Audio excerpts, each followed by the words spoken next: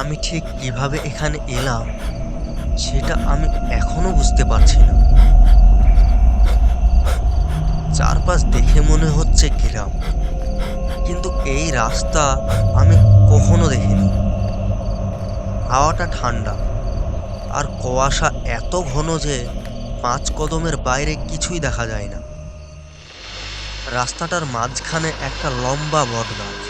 গাছটা অদ্ভুতভাবে দুলছে, যেন বাতাসে নয়, কেউ নাড়াচ্ছে। আমি ভাবলাম এখনই ফিরে যাওয়া উচিত। কণ্ঠটা নরম, কিন্তু শব্দটা কানের ভিতরে ঢুকে কাঁপিয়ে দিল। আমি ঘুরে দাঁড়ালাম, কেউ নেই।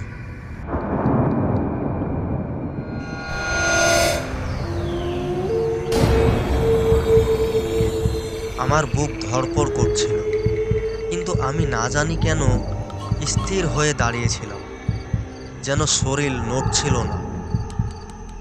ছায়াটা দাঁড়িয়ে আমার দিকে তাকিয়ে হাসল। আমি পিছিয়ে গেলাম। আমি লাফ দিয়ে রাস্তার পাশে ঝোপে ঢুকে পড়লাম। ঝোপের বাইরে বের হয়ে দেখি সামনে একটা পুরনো ভাঙা বাড়ি। দরজাটা আধা খোলা, ভেতরে খুব নরম লাল আলো জ্বলছে। আমার ভেতর থেকে একটা অদ্ভুত টান অনুভব হলো, যেন কেউ আমাকে বলছে, ভেতরে আয়।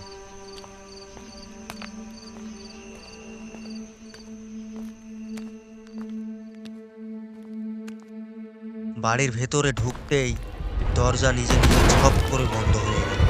আমি চমকে পিছনে তাকালাম, কেউ নেই। দেওয়ালের ফাটল থেকে কালচে ধোঁয়া বের হচ্ছে। মেঝেতে খচখচ শব্দ হচ্ছে, মনে হচ্ছে কেউ হামাগুড়ি দিচ্ছে। আমি ধীরে ধীরে সামনে এগোতে থাকি।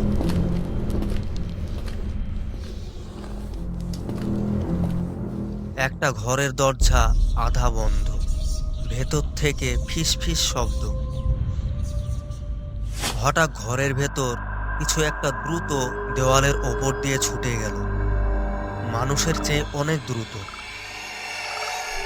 টর্চ নেই, ফোন নেই, আমার কাছে কিছুই নেই। আমি শুধু বললাম, কে আছো? ঘর থেকে উত্তর এলো, ওই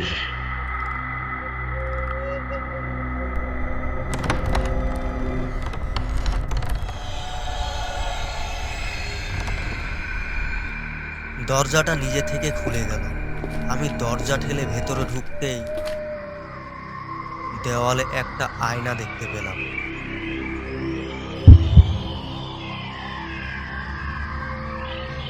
আর সেখানে দাঁড়িয়ে আছে আমি,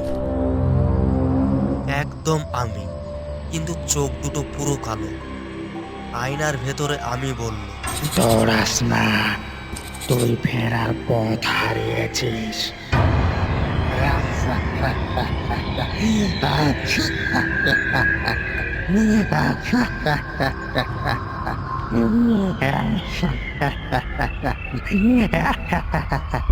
আমার শরীর জমে গেল, কিছুই করতে পারছিলাম না। আমি পিছিয়ে আসতেই সেই আয়নার আমি আয়না থেকে বের হয়ে আসতে শুরু করলো। দেওয়ালের ভেতর দিয়ে তার হাত বের হলো।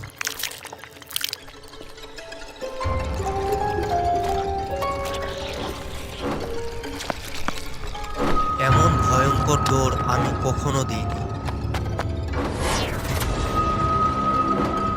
পেছন থেকে সেই জিনিসটা চিৎকার করছিল, ফেরার পথ নাই, ফেরার পথ নেই। পুরো বাড়িটা গোলক ধাঁধা হয়ে গেল। এক দরজা দিয়ে ঢুকছি, অন্য দরজা দিয়ে বের হলে আবার সেই একই জায়গা। দেওয়ালে ছায়া দৌড়াচ্ছে, মেঝে কাঁপছে।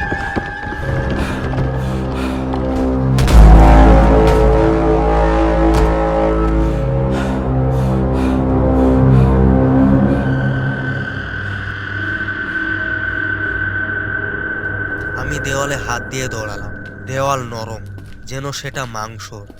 দেওয়ালের ভেতর থেকে কেউ আমার হাত চেপে ধরল। আমি চিৎকার দিয়ে হাত ছাড়ালাম। পুরো বাড়ির আলো নিভে গেল। শুধু নিচে একটা গর্ত দেখা গেল, কালো গভীর। একটা কণ্ঠ ভেসে এলো, এটা তোর ঘর। আমি পিছিয়ে যাচ্ছিলাম। ঠিক তখন কালো হাতগুলো উঠে এসে আমাকে টেনে ধরল।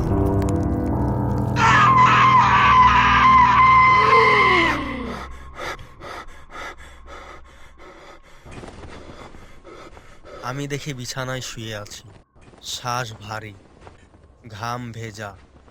আমি শান্তির নিঃশ্বাস ফেললাম। স্বপ্ন ছিল।